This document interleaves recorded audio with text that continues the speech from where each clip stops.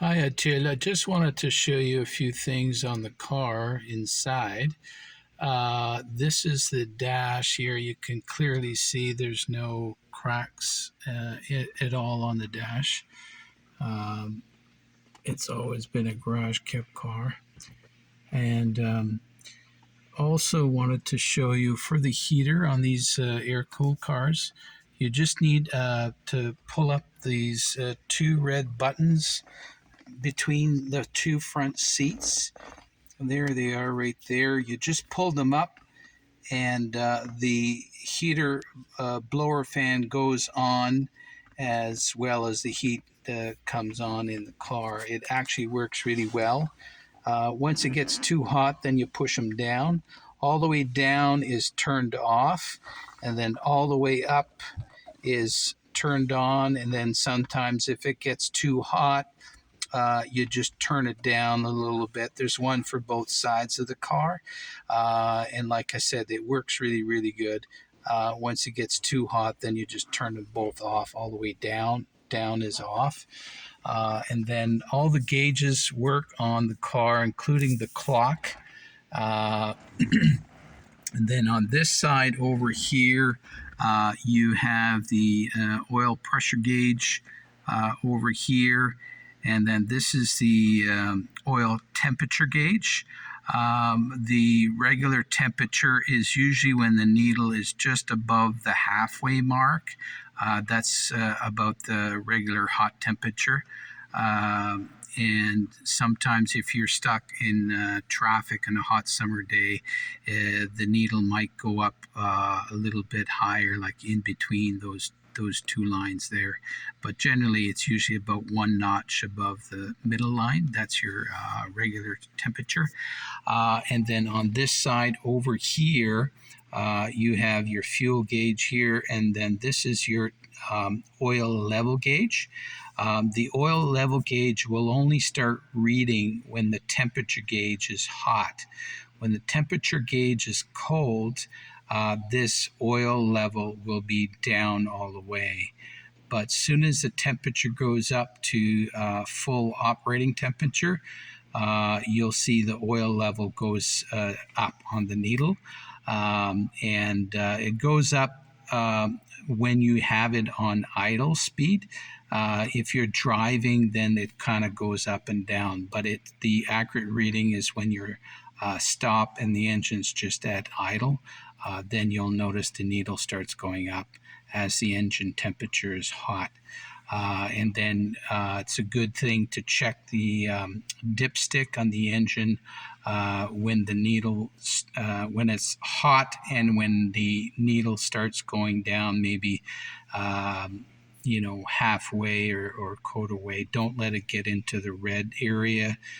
Check the oil before it goes that low. But check when the oil gets maybe halfway or a little bit less than halfway or something like that. And again, as I mentioned before, you need to check the oil when the engine is hot, and the engine has to be idling and car at level space as well.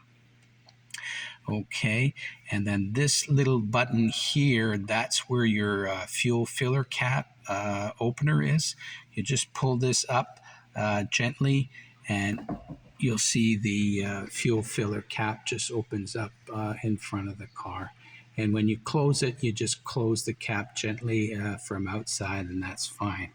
And then the convertible top switch, that's just underneath, close to the ignition switch.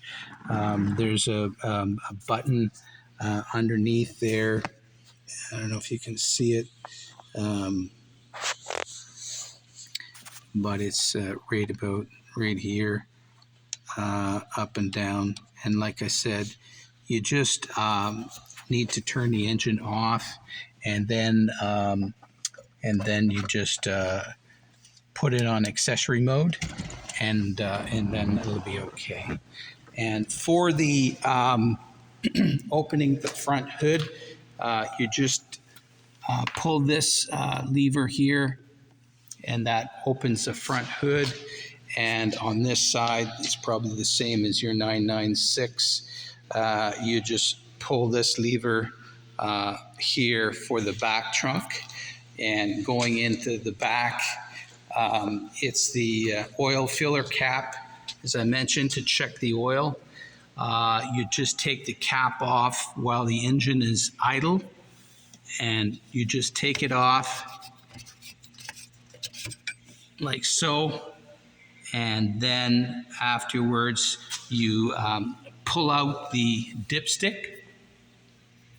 There's a metal dipstick inside the oil filler cap, as you can see. This is it here. And you pull that out, and there's a minimum line and a full line. So don't let it get below the low line. The low line, if you add, when it gets close to that, you add 1 liter of oil. So the low line to the full line is basically a 1 liter of oil. And then you put the cap back on afterwards, and when you're done, and that's it. And then in the front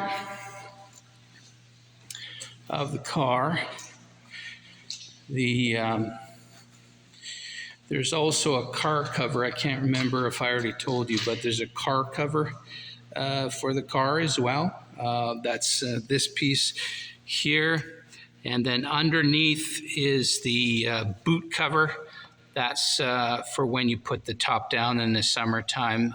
That goes on the back, it snaps on. And then you have the extra valve cover gasket and the extra vertical rubber seal for the window, and also the extra oil filter. This is the air compressor kit here. The tool roll is just down in the front, and here if you stick your hand in there, you'll see the tool roll there.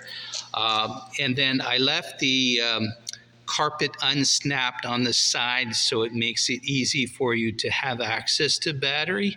So you just pull this, I didn't snap it, so just leave it unsnapped. So you can fold this over, and then you have full access to the battery, which is on this side. The negative is over here, down in here. That's the negative. And then the positive is on that side. The positive has a little black plastic on top of the posts, and then you just fold it over like that. I don't know if you can see it, but anyway, if I had the flashlight, it'd probably help you. But anyway, you just fold it over the little black plastic cover, and then you can put your clamps on there, and then you're done. And then when you're done charging the battery, you just fold the black cover back on over the positive terminal, and you're done. Okay, so that's just a little overview of some of the things I wanted to explain about the car for you, and that's about it, I guess. And yeah, so hope you enjoy it in the summertime. Okay, we'll talk to you soon. Bye-bye.